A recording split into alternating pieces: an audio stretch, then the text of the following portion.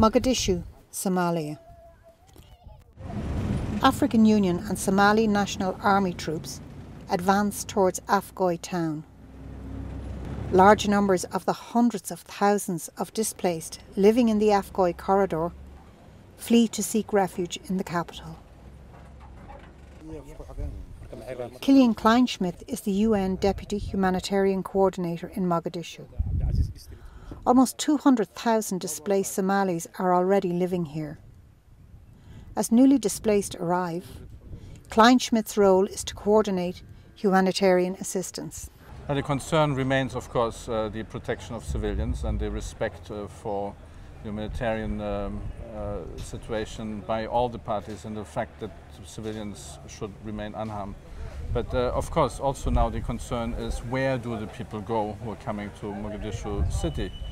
As far as we see, most of them seem to go into the city center, meaning they have relatives, they have relations.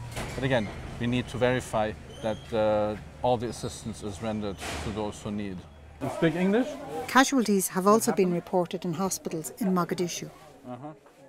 We have received, or we have heard about other civilians who would have been injured by either mortars or other stray bullets, but that we cannot really verify at this moment. But I have seen one woman. Aisha Mohammed Adan, mother of 4, was shot in the neck while in her house in a settlement in the Afgooye corridor. She is now in one of the hospitals in Mogdishu. The new arrivals are joining the displaced living in appalling conditions in hundreds of settlements.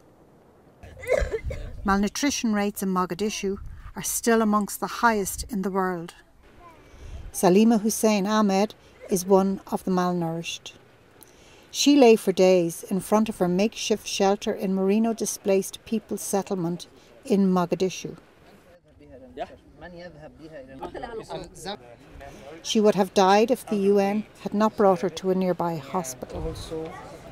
Now she will survive, but the prospect of a dignified and peaceful life is still far away.